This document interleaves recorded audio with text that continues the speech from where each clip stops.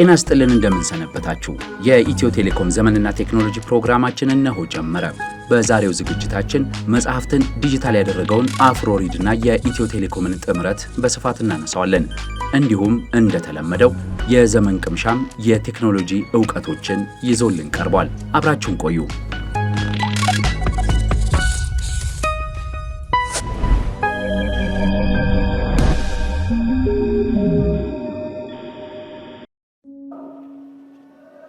ስሜ ሚካኤል ማስሬ ይባላል። ደራሲ ነኝ። አፍሮሪድ ላይ ደግሞ ኮፋውንደር ነኝ። አፍሮሪድ የግዙፍ ዲጂታል ሰርቪስ አንዱ የዲጂታል ፕሮዳክታችን ነው። አፍሮሪድ የሁለት ቃላት ጥምር ነው። አፍሮ እና ሪድ የሚል አፍሮ ሁለት አይነት ትርጉሞች አሉት። አንደኛው 1960ዎቹ አካባቢ የወርቅ አምባው አንባቢ ትውልድ እሱን ለማስታወስ ነው አፍሮ የሚለውን የወሰድነው። ሁለተኛው ዲጂታል ፕላትፎርም በመሆኑ አፍሮ አፍሪካ ከሚል የተወሰደ እና አፍሮ ሪድ አፍሪካ ዋይድ እንዲነበብ የኢትዮጵያን የስነ ጽሑፍ ስራዎች ኢትዮጵያ ውስጥ ብቻ ሳይሆን በአፍሪካ ሌቭልም እንዲነበቡ ከማድረግ አንጻር ነው።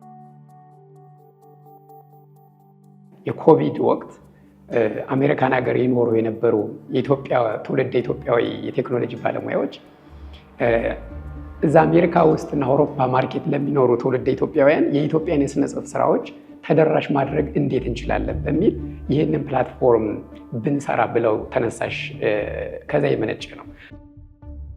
የአፍሮሪድ መነሻ ሀሳብ በኮቪድ ታይም ላይ እኔ ከዩኤስ ዳዊት አለሙ ደግሞ ከስዊዘርላንድ ሆነን ለልጆቻችን የኢትዮጵያን ነክ የሆኑ ኮንቴንቶችን የተረት መጽሐፍቶችን እና የታሪክ መጽሐፍቶችን ማንበብ ፈልገን እነኛም መጽሐፍቶች እንዴት ነው የምናገኘው ብለን እኛ የቴክኖሎጂ ሰዎች ነን። መጽሐፍቶችን እንደዚህ በቀላሉ ማግኘት ካልቻል እና ከኢትዮጵያ ሃርድ ኮፒ እያስገዛን የምናስመጣ ከሆነ ለምን ይሄንን በቴክኖሎጂ ሶልቭ አድርገን በአፕ በዲጂታል መልክ አክሰስ አናደርግም በሚል መነሻ ሀሳብ ነው የተነሳ ነው። በመጀመሪያ ሶልቭ ልናደርግ የሞከርነው የራሳችንን ችግር ነበረ። ከዛ ግን እያጠና ነው ስንመጣ ይሄ ችግር የእኛ ብቻ ሳይሆን የእኛ ቤት ያለ ብቻ ሳይሆን ሁሉም ጋር ያለ ችግር መሆኑን ተረዳን እና እንግዲህ የእኛ አፕሊኬሽን ከሌሎቹ የሚለይበት አንደኛ የሀገር በቀል በሀገር ሰዎች የተሰራ ነው። የሀገራችንን የሰዎች ልማድ አጠቃቀም እናውቃለን። ሁለተኛ ነገር እኛ የሞከርነው መጽሐፎችንና ትረካዎችን አያይዞ አንድ ላይ በአንድ አፕሊኬሽን እንዲቻል አድርገን ነው የገነባ ነው።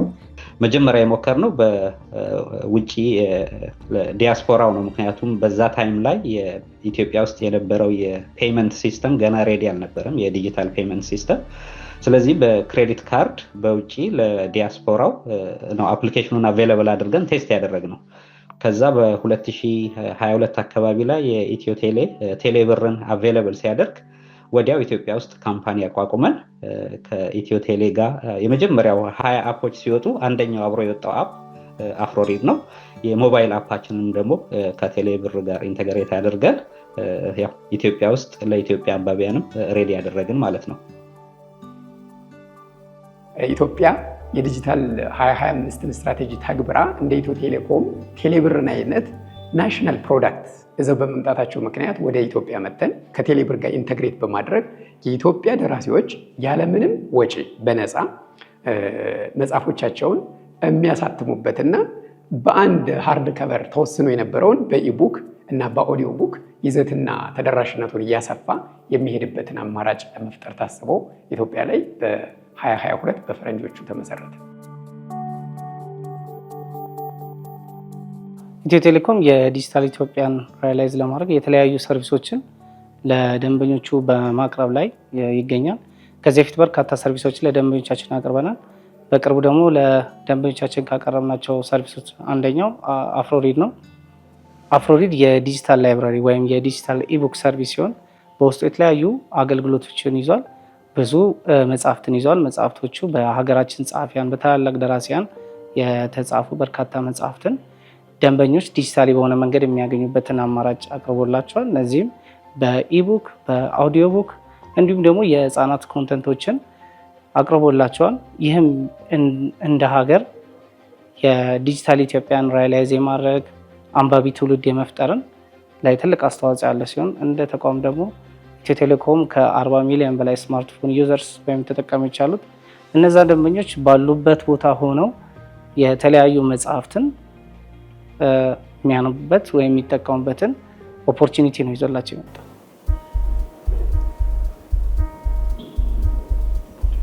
መንስኤው አሜሪካን ሀገር አብዛኛው ትውልድ ኢትዮጵያዊ የኢትዮጵያን የሥነ ጽሑፍ ስራዎች ማግኘት አይችልም ነበር። ስለዚህ በስልኩ የኢትዮጵያን የሥነ ጽሑፍ ስራዎች እንዲያገኝ ማድረግ ነበር። ነገር ግን አሁን ኢትዮጵያ ላይ ደግሞ ደራሲው የኢትዮጵያን የድርሰት ስራውን ለማሳተም የወረቀት ህትመት ዋጋ ውድነት መሆን እንዲሁም ደግሞ ዲስትሪቢዩት ለማድረግ ከተማ ላይ ብቻ ታጥረው የተቀመጡ አንዳንድ ዲጂታል ይሄ ምንድነው ስቶሮች ብቻ ነበረ። ስለዚህ ትልልቅ የሀገራችን ከተሞች ላይ ብቻ ተወስኖ ያለውን የኢትዮጵያን የማንበብ የመጽሐፍ ዲስትሪቢዩሽን እያንዳንዱ ሰው ኪስ እና ቤት ማድረስ በሚችል በዲጂታል መንገድ አማራጭ ሆኖ መምጣት ነው። 7 መጽሐፍቶች አሳትሜ ያለው ከ7ቱ 6ቱ በአፍሮሪድ አፕ ላይ ይስተናገዳል። አፍሮሪድ ባይኖር ኖሮ እኔ እስካሁን ከአንባቢ ህሊና ወጥቻለሁ ማለት እችላለሁ። ምክንያቱም የወረቀት ዋጋ ተወዷል፣ የኑሮ ውድነቱ አለ፣ ሰው ገዝቶ የማንበብ አቅም የለውም። ስለዚህ ለደራሲያን አማራጭ ሆኖ የቀረበ አፕ ነው ማለት እችላለሁ። ወደፊቱም ታሳቢ ካደረግን ጠቀሜታው ከፍተኛ ነው። ከኢትዮ ቴሌኮም ጋር ያለን ግንኙነት በሁለት አይነት ልገልጸው እችላለሁ። አንደኛ የቴሌብር መምጣትን ተከትሎ ያ በፈጠረው አውድ የአፍሮሪድን ኢኖቬሽን ወይም ሀሳብ ፈጠራ ኢቡክ እና ኦዲዮ ቡክ ፕሮዳክሽንን ወደ ኢትዮጵያ እንዲመጣ ያደረገበት አንደኛው ፍላግሺፕ ፕሮጀክት ነው። ሁለተኛው ግን ኢትዮ ቴል ኢኖቬሽን ፕሮግራም 2023 ከ439 ተወዳድረን 3ኛ መውጣታችን አንደኛ በውድድር ሂደት ውስጥ የስታርታፕ ኢኮሲስተሙን የስልጠናዎችን ሀሳቦቻችን እንዴት መሸጥ እንደምንችል ፕሮዳክታችን እንዴት ተወዳዳሪ ማድረግ እንደሚቻል በስልጠና ሂደቱ ያገኘ ነው። እንደ ቲምም እንደ ድርጅትም ያገኘ ነው እውቀት አለ። እሱን ተከትሎ 3ኛ ስለወጣን ከኢትዮ ቴሌኮም ጋር ፓርትነርሽፕ እድል አገኘ።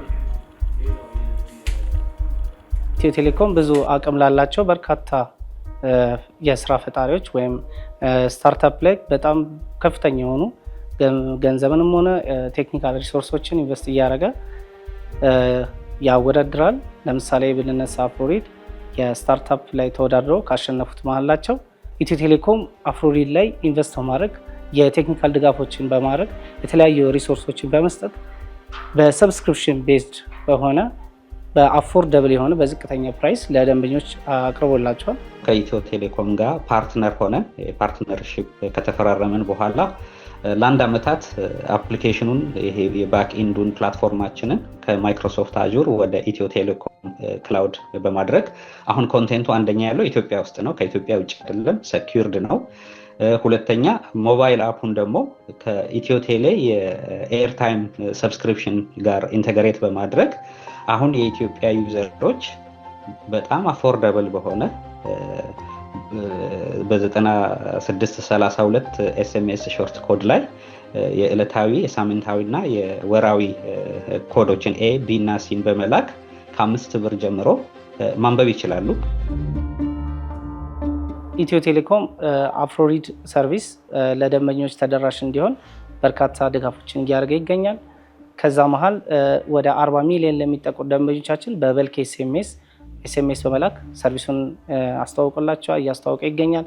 በተለያዩ ሶሻል ሚዲያዎች በፌስቡክ፣ በትዊተር፣ በኢንስታግራም እንዲሁም በቴሌግራም በመሳሰሉ በኢትዮ ቴሌኮም ኦፊሻል የሆኑ ቻናሎች እንዲሁም በቴሌብር ቻናሎቻችን አማካኝነት ሰርቪሱን ለደንበኞች ተደራሽ እንዲሆን እያስተዋወቀላቸው ይገኛል።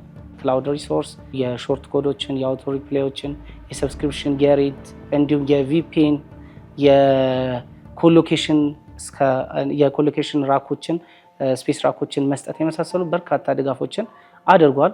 ወደፊት ደግሞ ባለን ኮሚትመንት ደግሞ ወይም ከአፍሮሪድ ሰርቪስ የበለጠ ተደራሽ ለማድረግ ኢትዮ ቴሌኮም ገንዘብ ኢንቨስት አድርጎ በሪያሊቲም መጽሐፎችን በመግዛት ለደንበኞቹ እንዲደርስ ለማድረግ የሚያስችል ትልልቅ እቅዶችን አቅዶ እየተንቀሳቀሰበት ያለ ትልቅ ሰርቪስ ነው። አፍሮሪድን 3 ዓመት ሆነኛል መጠቀም ከጀመርኩ። ያኔ ነበር የዛሬ 3 ዓመት ዳውንሎድ ያደረኩት። ኦዲዮ ቡኮች ምናምን ትረካ ስለምወድ እሱን ለማዳመጥ ምናምን ነበር በዛው የጀመርኩት እና በጣም ብዙ አይነት መጽሐፎች አግኝቼበታለሁ እዛ ውስጥ። ሃርድ ኮፒ ይወደዳል። ይሄኛው ደግሞ በረከሰ ዋጋ ነው የምታገኘው። በዛ ላይ ደግሞ በጣም ቫራይቲ ያለ በዛ ላይ ይዘህ መሄድ አይጠበቅብህም። በፈለክበት ሰዓት አውጥተህ ነው የምትጠቀመው። ብዙ ያላወቅኳቸው ያላሰብኳቸው መጽሐፎች ያላሰብኳቸው ደራሲዎች ነው እዚህ ውስጥ ያገኘሁት። በዛ ላይ በየጊዜው አፕዴት ነው የሚሆነው። አዳዲስ እንትኖች በመጡ ቁጥር በየሳምንቱ ይመጣሉ። ያም ስላለ ሁሌም ቢሆን አዲስ ነገር አታጣም እዚህ ውስጥ። በዛ ላይ ደግሞ መንገድ ላይ ምናምን ስትሄድ ታክሲ ውስጥ ምናምን እንደዚህ ዝም ብሎ በሚባክኑ ጊዜያት ስልክና ወጥተህ ማንበብ ወይ ሄድፎን ሰክተህ ማዳመጥ ስለሆነ በጣም ነው የሚመቸው። በጣም ብዙ ጊዜ ብዙ የሚባክኑ ጊዜያት አትርፎልኛል ለኔ። ልጆችን ስልክ አታንሱ ማለት አይቻልም፣ ግን ስልካችሁን ለምንድን ነው የምትጠቀሙበት? ወጣቶችንም ስልክ አትያዙ ማለት አይቻልም፣ ግን የያዛችሁትን ስልክ ለምን ጠቃሚ ነገር አእምሮን ለሚያጎለብት ነገር መጠቀም ይቻላል የሚለው ነው ውይይቱ መሆን ያለበት። እና በዛ አንጻር እኛ አሁን በቀላል ከሚገኙ ነገሮች ውስጥ አንዱ መሆን እንፈልጋለን። ንባብ እንዲቀጥል እጃቸው ላይ ማስገባት ነው የምንፈልገው። ሁሉም ሰው እጅ ላይ እንዲገባ ነው የምንፈልገው። መጽሐፎች ባለፉት 3 እና 4 ዓመት ጊዜ ውስጥ ከ274 በላይ ደራሲዎችን አሳትመናል። ወደ 550 መጽሐፍትን በኢቡክ እና በኦዲዮ ቡክ አሳትመናል። ይህንን ለማለማመድና ኮንተንት አምጥቶ እንዲያሳትሙ ለማድረግ የሄደው ጊዜ ቀላል አልነበረም። ኢትዮ ቴሌኮም ለስራ ፈጣሪዎች በርካታ እድልን እያመቻቸ ሲሆን ከዛ ውስጥ አንደኛው ስታርታፕ ነው። ስታርታፕ ምንድን ነው? የተለያየ የስራ ፈጠራ ያላቸው ስታርታፕ ላይ መጥተው እንዲወዳደሩ ኢትዮ ቴሌኮም ኢንቨስት በማድረግ እንዲወዳደሩ ስራዎቻቸውን እንዲያቀርቡ ከነዛ ከተወዳደሩ ደግሞ ጥሩ አፈጻጸም ወይም ደግሞ ጥሩ ሰርቪስ ይዘው የመጡትን እነሱ ላይ ሽልማት መስጠት፣ ኢንቨስት ማድረግ፣ ኢንቨስት ካደረገ በኋላ ደግሞ ወደ ፓርትነርሺፕ አሳድጎ እነዚህ የስራ ፈጣሪዎች ሰርቪሶቻቸውን ለተለያዩ ደንበኞች በኢትዮ ቴሌኮም ብራንድ ጋር በመሆን አገልግሎትና ሰርቪሳቸውን እንዲያቀርቡ አመቻችቶላቸው።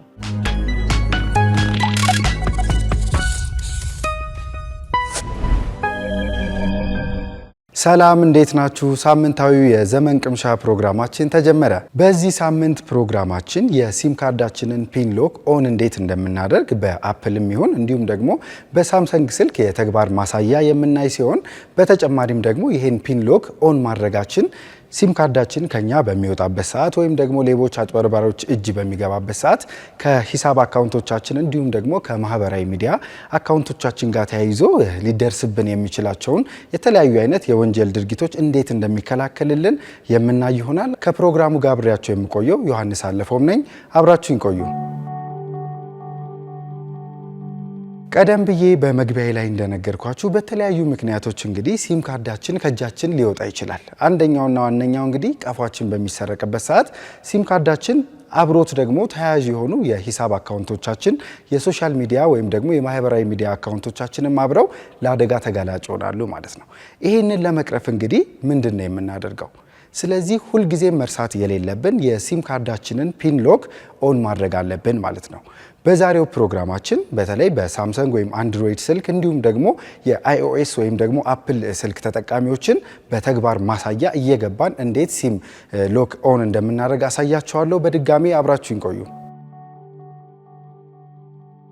ውድ ተመልካቾቻችን ቀደም ብዬ እንደነገርኳቸው እንግዲህ አሁን በተግባር ማሳያ የማሳያችሁ የሳምሰንግ ወይም ደግሞ አንድሮይድ ስልክ ተጠቃሚዎች እንዴት ሴቲንጋችሁ ላይ ገብታችሁ የሲም ካርዳችሁን ፒን ሎክ ኦን እንደምታደርጉ አሳያችኋለሁ።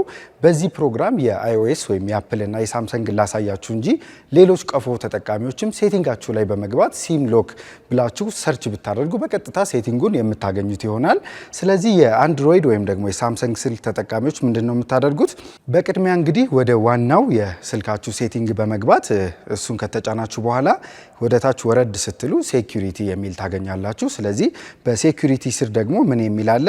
ሲም ካርድ ሎክ የሚል ታገኛላችሁ። ስለዚህ በድጋሚ እሱን ከተጫናችሁ በኋላ እንግዲህ ስክሪኑ ላይ እንደምትመለከቱት 2 ሲም ሊኖራችሁ ይችላል። ስለዚህ አንድ ሲም ካላችሁም የአንዱን ሲም ነው የምታደርጉት። ሁለቱንም ማድረግ ከፈለጋችሁ በምታዩት መልኩ ሲም ካርዳችሁን ከመረጣችሁ በኋላ ሎክ ሲም ካርድ የሚል አለ። ስለዚህ ሎክ ሲም ካርድ የሚለውን ስትጫኑ እንግዲህ ዲፎልት ፓስወርድ አለ ወይም ደግሞ ከስልኮቹ ጋር አብሮ ከሲም ካርዱ ጋር አብሮ የሚመጣው 40 ወይም ደግሞ ሬድሊ ወይም አንዳንድ ጊዜ ደግሞ ከ1 እስከ 4 1 2 3 4 ሊሆን ይችላል። ብዙውን ጊዜ ግን 40 ነው። ይሄ 40 ግን በብዙ የሚታወቅና ማለት አብሮ የሚመጣ የሚታወቅ ፓስወርድ ወይም የይለፍ ቃል ስለሆነ እናንተ ግን ይሄንን ከስር ቼንጅ ሲም ፒን የሚል ስላለ 40 ወደ ማትረሱት የምታስታውሱን 4 ዲጂት የሆነ ኮድ ትቀይራላችሁ ማለት ነው። እዚህ ጋር መርሳት የሌለባችሁ ነገር ምንድነው? የስልካችሁን ሲም ፒን ሎኩን ኦን ስታደርጉ እንግዲህ ቀደም ብዬ እንደነገርኳችሁ መርሳት የሌለባችሁን 4 ፒን ወይም ደግሞ 4 ዲጂት የሆነ ፒን ኮድ ነው ፓስወርድ ስትቀይሩም የምታስገቡት። ይህ ለምን ይጠቅማችኋል? ድንገት ከረሳችሁት ግን ወደ ፒዩኬ ስለሚጠይቃችሁ ይህንን ተጨማሪ ፕሮሰስ ለማስቀረት እንግዲህ የምታስታውሱትንና የማትረሱትን 4 ዲጂት የሆነ ፒን ኮድ ነው ማለት ነው ለሲማችሁ መቆለፊያ መጠቀም ያለባችሁ። ስለዚህ በቀላሉ እንግዲህ ስክሪኑ ላይ እንደምትመለከቱት እቺ በተኗን ወደ ቀኝ ሲም ሎክ የምትለዋን በማድረግ ብቻ ሲም ካርዳችሁን ሎክ አድርጋችኋል። ስለዚህ በማናቸውም ጊዜያት ሲም ካርዳችሁ ለሌላ ሰው ተላልፎ በሚገኝበት ሰዓት ሲም ካርዳችሁን ከቀፏችሁ አውጥተው ለመጠቀም ቢሞክሩ እንኳን ይሄን ፒን ይጠይቃቸዋል። ይሄን ፒን ካላስገቡ ወደ ሲም ካርዳችሁ የሚላኩ የተለያዩ አይነት ኦቲፒ ወይም ዋን ታይም ፓስወርድ የምንላቸውና የተለያዩ አይነት የፋይናንሻል ወይም ደግሞ የሂሳብ አካውንቶቻችሁ መረጃዎች ወደ ሲማችሁ ስለማይገቡ ሲሙ ኦን ማይሆን ማግኘት አይችሉም ማለት ነው። የሳምሰንግ ወይም ደግሞ ከአንድሮይድ ስልክ ጋር ተያይዞ ሲም ፒናችንን እንዴት ሎኩን ኦን እንደምናደርግ ከተመለከትን፣ አሁን ደግሞ የአይኦኤስ ወይም ደግሞ አፕል ስልክ ተጠቃሚዎች ደግሞ እንዴት ሲም ካርዳችሁን ሎክ እንደምታደርጉ ሴቲንጋችሁ ላይ ገብተን እናያለን ማለት ነው። በድጋሜ አብራችሁን ቆዩ። ተመልሰናል ውድ ተመልካቾቻችን። ስለዚህ የአይኦኤስ ወይም ደግሞ በተለምዶ የአፕል ስልክ ተጠቃሚዎች ምንድነው የምታደርጉት? በመጀመሪያ ወደ ዋናው ሴቲንጋችሁ ትገባላችሁ። በመቀጠል ደግሞ ከስር ሴሉላር የሚላለ ሴሉላር የሚለው ስትገቡ እንግዲህ ሲም ካርዳችሁ 1 ሚሆን 2 ሚሆን 3 ያስመርጣቸዋል ማለት ነው። ስለዚህ ሲም ካርዳችሁን ከመረጣችሁ በኋላ እንግዲህ ክሊክ ስታደርጉ ወደ ታች ስትመጡ ሲም ፒን የሚላለ ሲም ፒን የሚለው እንግዲህ ስክሪኑ ላይ እንደምትመለከቱት ልክ የሳምሰንግ ስልካችን ላይ ሁሉ እንዳደረግነው ወደ ቀኝ ለማድረግ እንሞክራለን። ስለዚህ ኢንተርፒን ቱ ሎክ ሲም ይለናል። ስለዚህ ቀደም ብዬ እንደነገርኳችሁ ዲፎልቱ 4 ስለሆነ 40 በማስገባት እንገባለን። ከዛ ሲም ሎካችንን ኦን አደረግን ማለት ነው። ነገር ግን ይህንን ሲም ብቻ ሎኩን ኦን ማድረግ ብቻ ትርጉም እንደሌለው ነግሬያቸዋለሁ። ለምን? በ40 ተጠቅመን ስለሆነ ወዲያውኑ ምን ማድረግ አለብን? ሲም ሎኩን ኦን ካደረግን በኋላ ቼንጅ ፒን የሚለውን እንጫናለን። ስለዚህ ከረንት ፒን የሚለን ላይ ምን እናስገባለን? 40 አስገብተን ቀደም ብዬ እንደነገርኳችሁ እንግዲህ የማንረሳውን 4 ዲጂት የሆነ ፒን በማስገባት የቀድሞውን ዲፎልት ወይም ደግሞ በመጀመሪያ አብሮ የሚመጣውን 40 እሱን እንቀይራለን ማለት ነው። ስለዚህ በተሳካ ሁኔታ የሳምሰንግ የሚሆን የአይኦኤስ ወይም ደግሞ የአፕል ስልካችንን ሲም ፒን ሎክ ኦን አደረገን ማለት ነው። ውድ ተመልካቾቻችን በዛሬው ፕሮግራማችን እንግዲህ ሲም ካርዳችንን እንዴት ሎክ እንደምናደርግ እንዲሁም ደግሞ የሲም ካርዳችንን ፒን ሎክ ኦን በማድረጋችን ስልካችን ወይም ደግሞ ሲም ካርዳችን በሚጠፋበት ሰዓት በሌሎች ሰዎች እጅ ተላልፎ በሚገባበት ሰዓት እንግዲህ ከሂሳብ አካውንቶቻችን ጋር ተያይዞ ከሶሻል ሚዲያ ወይም የማህበራዊ ሚዲያ እንደ ፌስቡክ፣ ትዊተር ሊሆን ይችላል፣ እነ ቲክቶክ ሊሆን ይችላሉ። ብዙ አይነት የማህበራዊ ሚዲያ አካውንቶቻችን ለአጭበርባሪዎች ተጋላጭ እንዳይሆኑ እንዴት እንደሚጠብቅልንም አይተናል። እንዲሁም ደግሞ በተግባር ገብተን የሳምሰንግንም የአፕል ስልካችንንም ሴቲንጎች እንዴት ኦን እንደምናደርግ በተግባር አይተናል ማለት ነው።